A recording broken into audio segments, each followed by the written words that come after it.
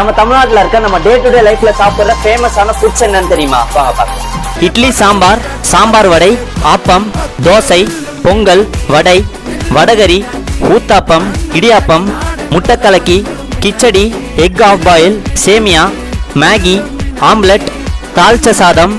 இட்லி உப்புமா, கோதுமை ரவை, பூரி உருளைக்கிழங்கு, முறுக்கு, வெங்காய சமோசா, காபி, டீ, கேக்,